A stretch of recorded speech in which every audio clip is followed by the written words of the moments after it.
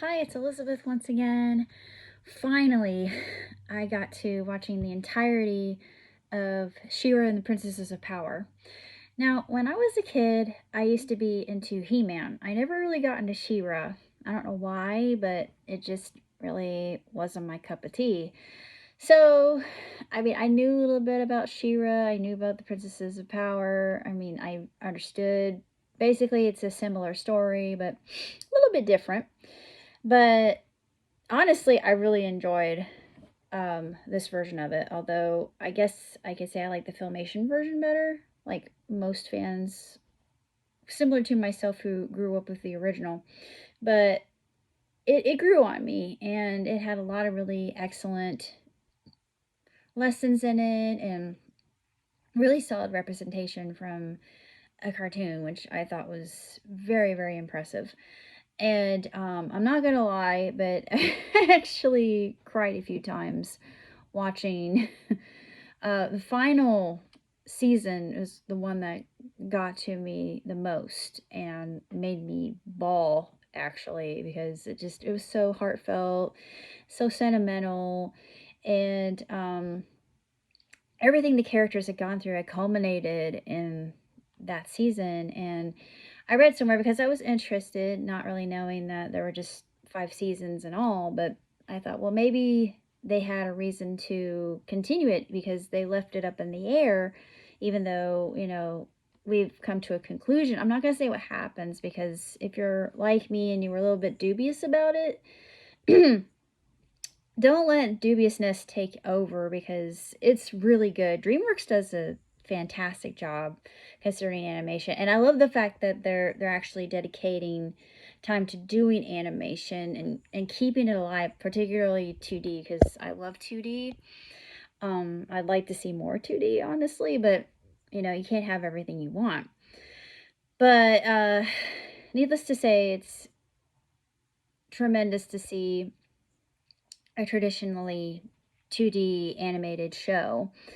And everybody who provided voice acting did just an exquisite job. Everybody was absolutely phenomenal. So I loved everything. Even the more fillery episodes, they led somewhere, which is really quite rare for a show to do, especially if it only covers 5 seasons. But I think that everybody who was involved, especially the creator, did a wonderful job, and I don't think they really damaged source that much. I think they used source material and enhanced it and put forward some creative license, which was great.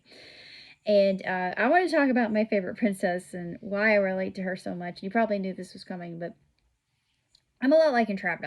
I'm not awkward when it comes to people, but I am just so completely fascinated with tech, especially if it's something mechanical like airplanes or automobiles or trains. Any kind of transportation, I am just completely drawn to it, and I cannot stay away. I love anything, even tanks. It's big, small, it doesn't matter.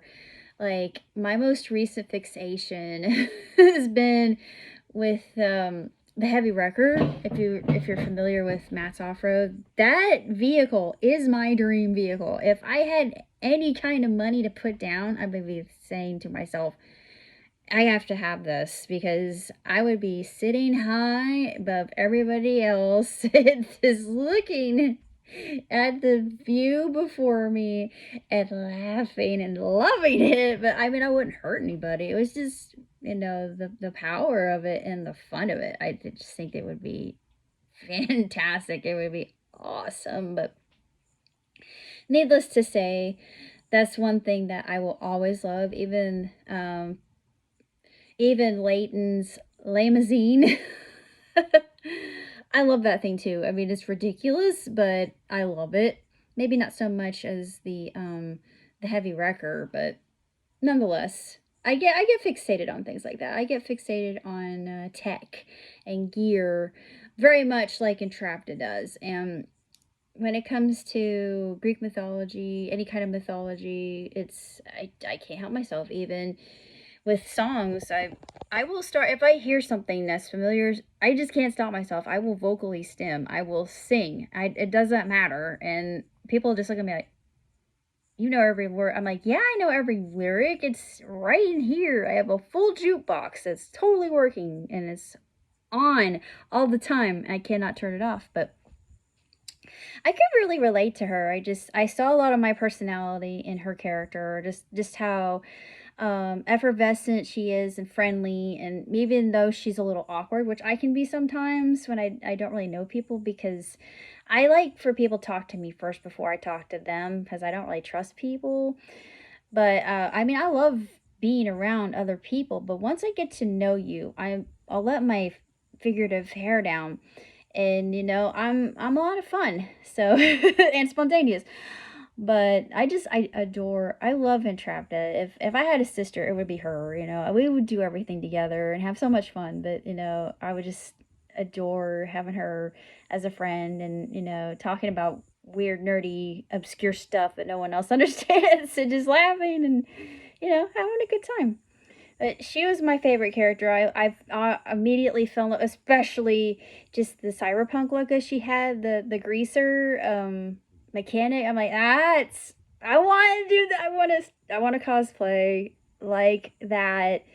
And I suppose if I were to do more nasal voice, I might be able, because I know I could probably I could go and yeah, I could feel, because I could definitely do that voice. That voice is so easy because I've always been able to kind of go into the nasal uh range of my voice, because when I was little, and not very many people know this, was just reflecting on my past, but when I was younger, I would do Steve Urkel, and I would laugh, and people loved it. I mean, people loved whenever I did that, because I mean, I could do a perfect Steve Urkel impersonation, and it always was a crowd pleaser. It slew people no matter where I went, no matter what I did.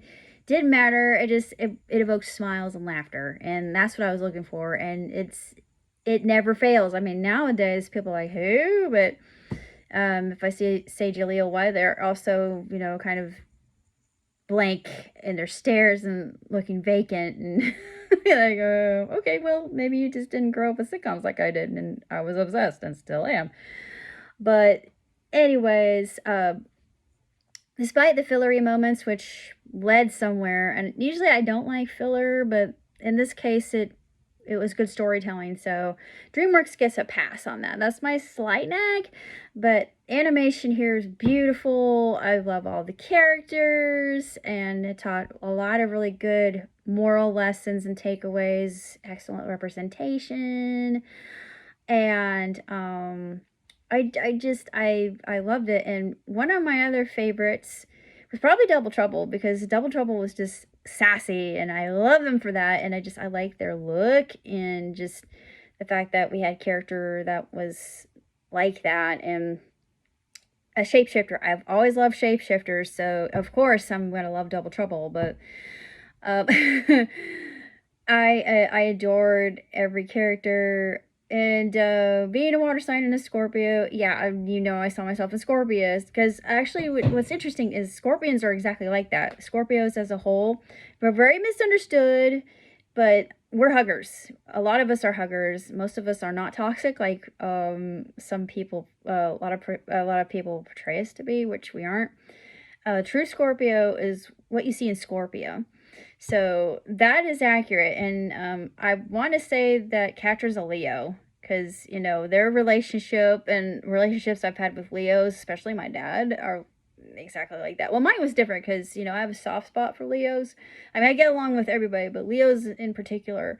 Leos, they're very protective. They're overprotective, and she wasn't really like this. She was more, kind of, distant with Scorpio. But I mean, I just feel like she is. I don't know, maybe it's the cat thing, but it seemed like the dynamic was there. Maybe I was reading too much to it, but I like horoscope stuff, even though I dabble. I don't really believe in it too much, but I just think it's interesting. But I do think the portrayal I thought was extremely accurate, and on on form, and not everything you read is true concerning that. But I thought that it was extremely well done. The ending, I thought, at least they didn't do a Star versus the forces of, you know, I hated that. I mean, I loved that cartoon. I still do, but part of me is just blank slated the ending, because I just don't want to think about as Stevie FOE. I just don't want to think about it. I just want to erase it from my brain completely. That's all I got to say about She-Ra, and fairly soon I will be reviewing Muppets Mayhem. I've only seen the first episode, but to be fair and to be frank, at first I didn't think I was going to like it, because when I was younger, and if you've seen my videos, you know that I was a huge fan of Lilly Singh, until she started saying and doing things that I didn't agree with. You know, I followed quite a few people. Like, I used to follow Shane Dawson. I mean, yeah, people know this about me, but used to be a big fan of Logan Paul and Shane Dawson, and more recently Miranda Sings, which I'm not anymore. You know, bygones are bygones, and it's sad what happened to all these people. And you know, I just don't follow. I just can't. I can't support what they do, and I don't stand for what they do. So, as far as Lily's fame is concerned, I'm not hating on that. I just don't agree with the things that she says. But you know, despite that, even in the first episode, I thought, okay, she's funny. I will give her that. She is hilarious. She is a very, very funny woman. And I respect her for that, because as far as comedians go, there are a lot of comedians that I do not care for, but still respect, because it's hard. That life is very difficult. And, you know, I wanted to be a comedian when I was in junior high, because that's one thing I wanted to do. And I have crippling stage fright, and I hate hecklers. So I would internalize everything, and I'm still very mean to myself, so I have to, you know, overcome all that, but I'm working on it. I could never become a comedian. No, I don't think it's within me to get myself on stage, put it all out there, and be funny for the masses. But maybe I can do that through voice acting rather than actually being on stage. I think it'd be easier, because that way, you know, I don't have to be in front of a bunch of people and, you know, soil myself for fear that, oh my god, they're all looking at me kind of realization. But I could do fine. I think I'll be well if I do that. But if you're a fan of the original, I don't know, it's all according to perspective or how you see it, but I personally loved this version. And I so wish that there was a Entrapta that I could get for myself, because she's just such an incredible character, and her line is the one that stuck out the most to me, because it's one that I'm going to be using from here on out. But imperfections are beautiful. Absolutely true. I mean, nothing could be closer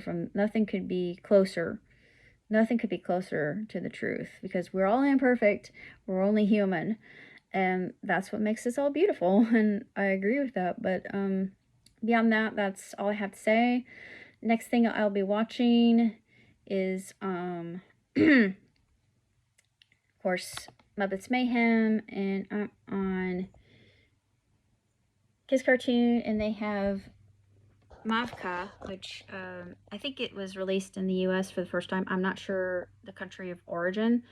Then, of course, I've been debating about this, but they have it on here, so I was thinking, yeah, I guess I'll watch it. And I'm coming into this with a completely open mind you.